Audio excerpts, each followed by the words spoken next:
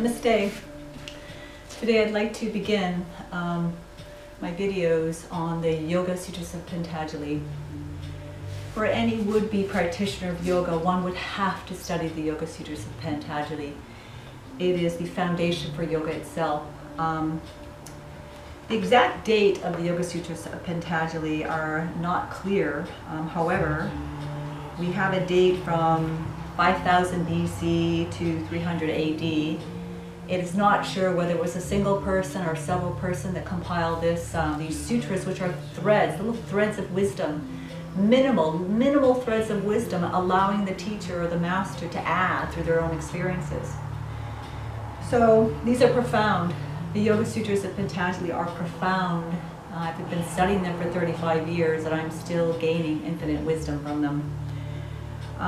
Before I begin though, for those people who are not interested in yoga and who are watching this video and are curious, I'm going to advise you to at least watch this video, and because today I'm going to talk about 3 sutras that I think are very, very useful for everyone. So even if you're not interested in yoga or becoming liberated or getting out of here, I would advise you to at least listen to these 3 sutras because they're extremely helpful in getting through life. And as we all know, life can be very challenging.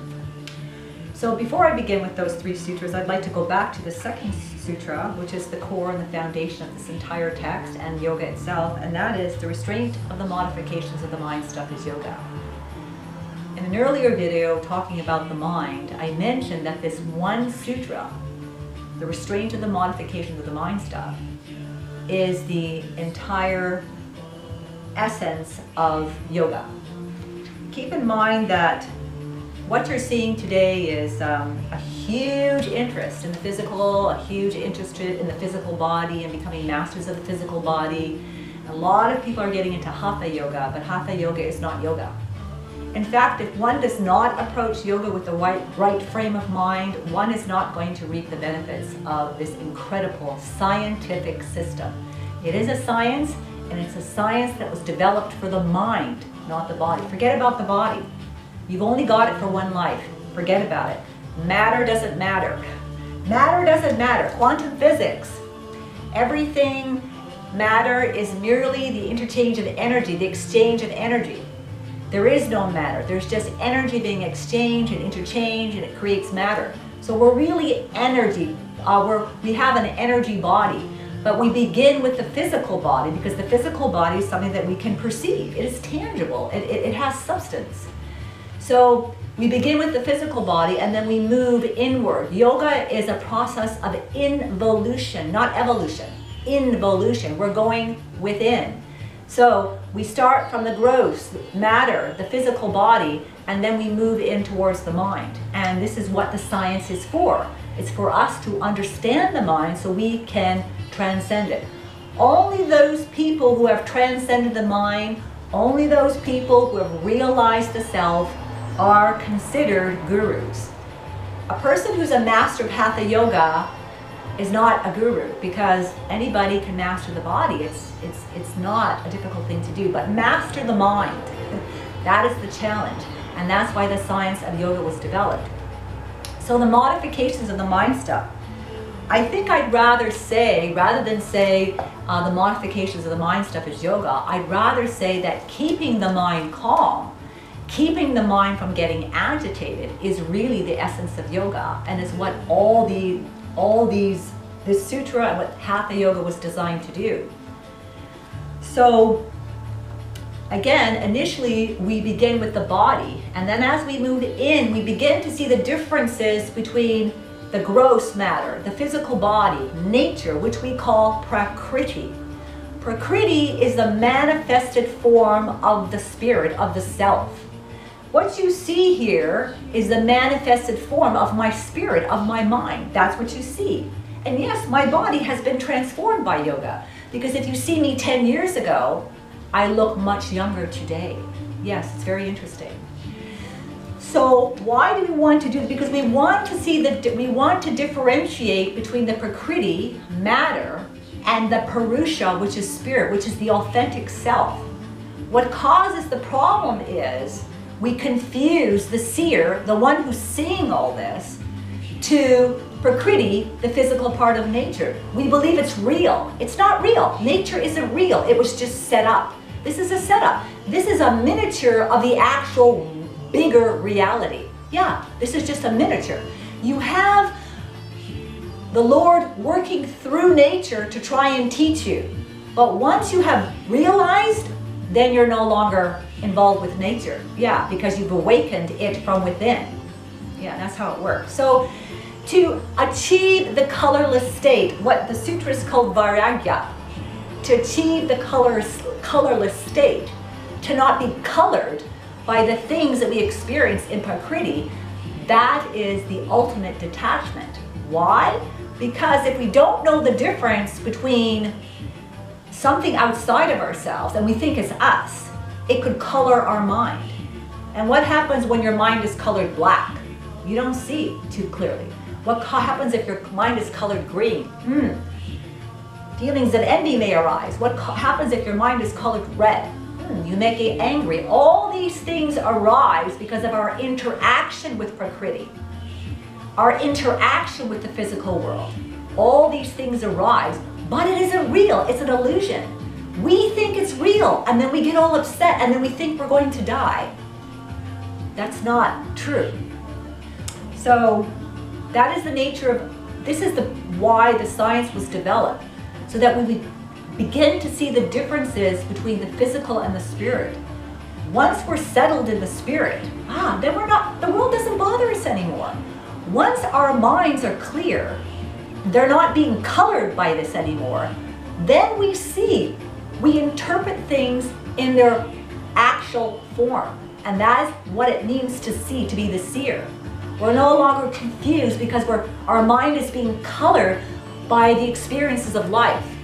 Instead, the yogi recognizes that that's not real. These are just experiences that are happening to try and wake me up.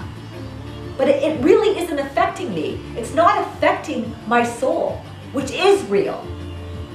The more you go within, from the physical body to the pranic body, to be conscious of the breath, and then to be conscious of the mind, the more you go within. If you catch an earlier video that I did on the koshas, the sheets that cover the soul, the more you go within, the more you will experience bliss, because your soul, the true authentic self, the Purusha, is surrounded by bliss. But you don't feel that because you are identifying with the body. Don't identify with the body, right? Because the body will die. The body has emotional, hormonal swings. You've also inherited all the genes of your parents and their parents. So detachment will enable you to stay within the self and be surrounded by bliss and feel bliss all the time. I will go into more details of this as we move into the sutras, but before I leave you today, I did promise those 3 sutras that I would talk about. The 3 sutras in the Yoga Sutras of Patanjali that I recommend you read and study because they will really make your life a heck of a lot easier, and here they are. The first sutra that I would like to recommend is in the portion on contemplation, and it's Sutra number 33, and it says, by cultivating attitudes of friendliness toward the happy, compassion for the unhappy, delight in the virtuous, and disregard toward the wicked, the mind stuff retains its undisturbed calmness. Remember, the point of yoga is to keep that mind steady. If it's steady, you will see that self surrounded by bliss, and you will see the difference between Prakriti, the material world, and the spiritual world, and you won't be affected by it. The other thing is, because we are in this world, we have to deal with people. In fact, dealing with people is really the essence of our schooling and training here.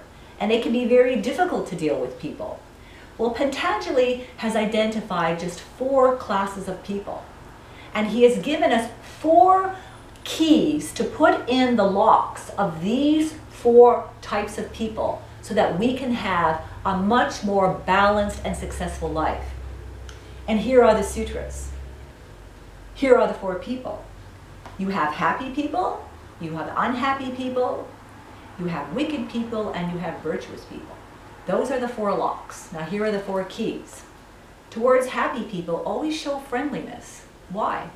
Well, these people have been blessed, they've got good karma, they're having a great life, a lot of prosperity, they may be famous, they may not be famous, they may just be happy, contented people.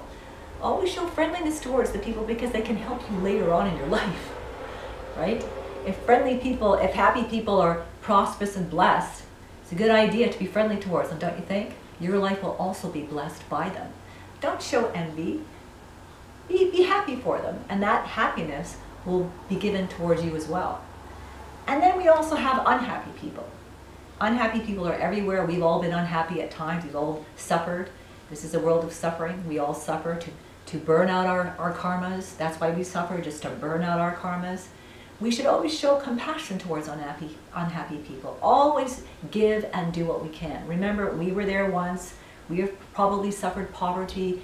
We have suffered tragedy. We have been in this world. We have suffered like everybody else has suffered.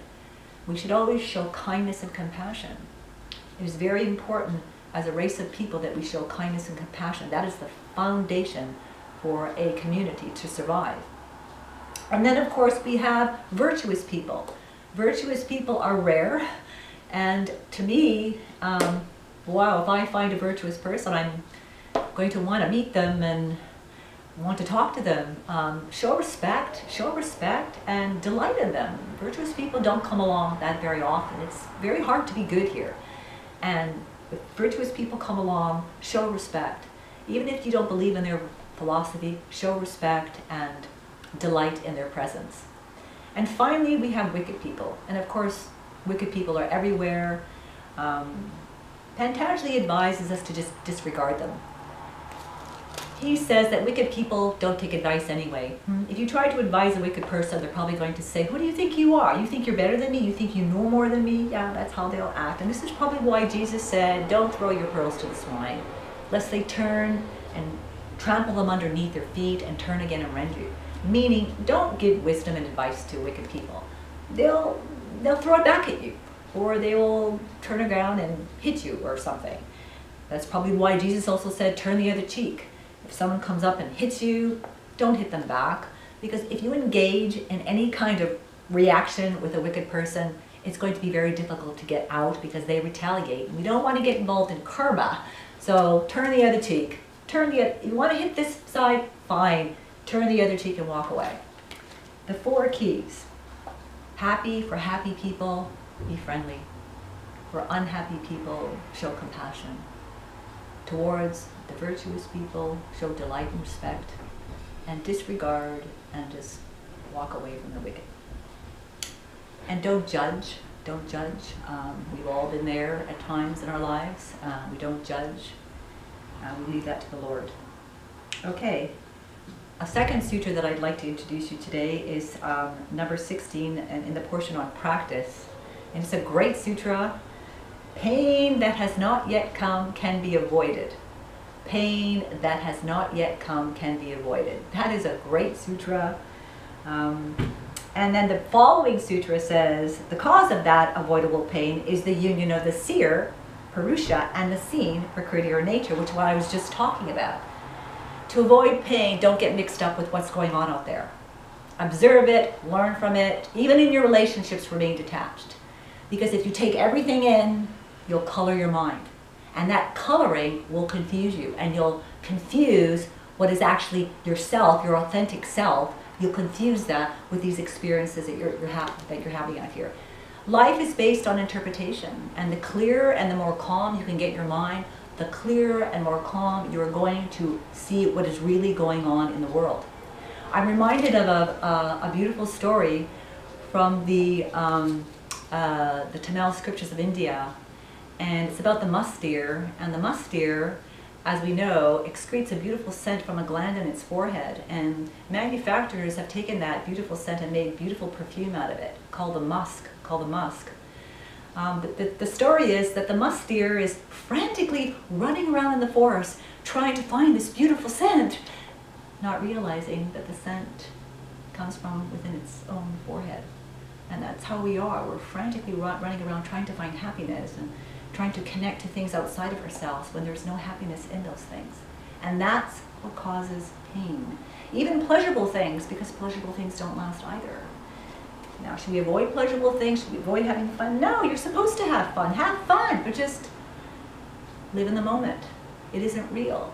Don't attach yourself to anything. Remain colorless. By remain colorless, you're not colored by anything out there, and you retain your natural state of mind and therefore peace. Finally, the last sutra that I want to leave you with is also on the portion on practice, and that is, when disturbed by negative thoughts, opposite ones, especially positive ones, should be thought of. This is the practice called Pratipaksha Bhavana. And that is a very useful practice because we tend to be negative about things, we tend not to observe the mind. And whenever a negative thought comes in, whenever you're feeling unhappy, think about a time that you were really happy. You'll notice how quickly your whole mood will change. Yes, never make decisions when you're not in a good frame of mind, because within 5 minutes that frame of mind could change. Remember, all these experiences that you go through irritate and agitate the mind. If you keep the mind steady, you won't be affected by any of these things, and you'll have a great life. And that's what the practice of yoga is. So if you have a negative thought, immediately think of a positive one. If you're in a negative environment, get out. Get out of the negative environment and go for a bike ride, go for a run, do some yoga. Remove yourself from the negative environment. These are just little techniques and practices that can make your life much more pleasant. So, in the next couple of weeks, I will be working and introducing you to some of this profound wisdom. And if you have not already looked at the Yoga Sutras of Patanjali, I would highly recommend that you do. It is a very important part of the yoga practice. Namaste.